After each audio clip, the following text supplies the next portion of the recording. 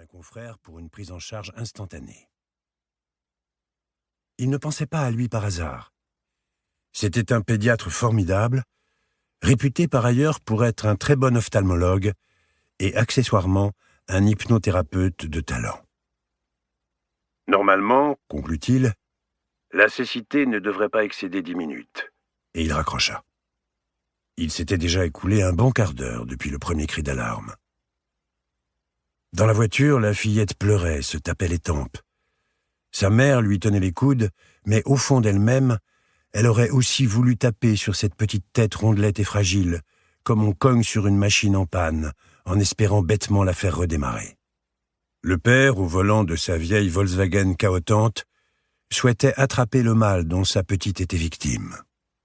Il était fâché, persuadé qu'il s'était passé un événement dans la cuisine et qu'on le lui cachait.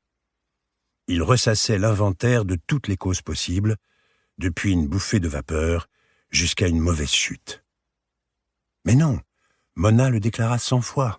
« C'est venu tout seul. » Et le père n'en croyait rien. On ne devient pas aveugle comme ça. Pourtant si, on devient aussi aveugle comme ça. La preuve. Et aujourd'hui, c'était Mona, ses 10 ans, et ses larmes de peur coulant à grands flots. Ces larmes dont elle attendait peut-être qu'elle lave la suie qui s'était collée à ses pupilles ce dimanche d'octobre, alors que tombait le soir. À peine arrivée au seuil de l'hôpital jouxtant Notre-Dame, sur l'île de la Cité, elle interrompit brusquement ses sanglots et se figea. « Maman, papa, ça revient !» Postée dans la rue où soufflait un vent froid, elle balançait la nuque d'avant en arrière pour favoriser le reflux de sa perception. À la façon d'un store qui se hisse, le voile qui obstruait ses yeux se levait. Les lignes lui réapparurent, puis les arêtes des visages, les reliefs des objets proches, la texture des murs et toutes les nuances des couleurs, des plus vives aux plus sombres. L'enfant retrouva la silhouette menue de sa mère, son grand cou de cygne et ses bras frêles, et celle plus massive de son père. Enfin, elle perçut au loin l'envol d'un pigeon gris, ce qui la combla de joie. La cécité avait saisi Mona, puis l'avait relâchée. Elle l'avait traversée comme une balle troue la peau et ressort de l'autre côté du corps, faisant mal, certes, mais laissant toutefois à l'organisme le soin de cicatriser. Un miracle, pensa son père, qui compta scrupuleusement le temps qu'avait duré la crise, 63 minutes. Au service ophtalmologique de l'Hôtel-Dieu, il ne fut pas question de laisser repartir la petite avant d'avoir réalisé une batterie d'examens, fourni un diagnostic et des prescriptions. L'angoisse se trouvait certes ajournée, mais pas tout à fait dissipée. Un infirmier indiqua une salle au premier étage du bâtiment. C'était le cabinet du pédiatre averti par le médecin de famille.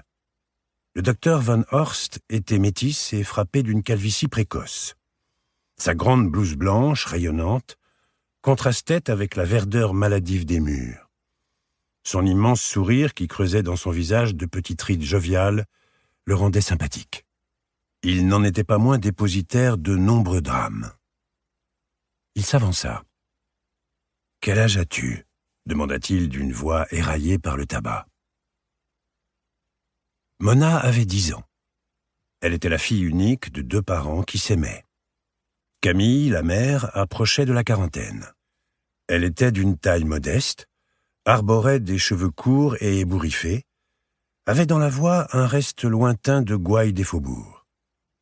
Son charme tenait à son côté légèrement déglingue, disait son homme, mais soutenu par une détermination redoutable. En elle, l'anarchie se tressait sans cesse à l'autorité. Elle travaillait dans une agence d'intérim, en bonne employée, impliquée, zélée. Le matin, du moins.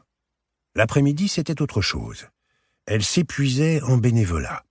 Toutes les causes étaient bonnes. Des vieillards isolés aux animaux battus. Quant à Paul, il avait passé les 57 ans. Camille était sa seconde femme. La première avait disparu avec son meilleur ami. Il portait une cravate pour faire oublier ses chemises au col élimé et besognait comme petit brocanteur, Para seguir escuchando este audiolibro gratuitamente, haz clic en el enlace de la descripción y podrás escucharlo completo sin coste gracias a la prueba de 30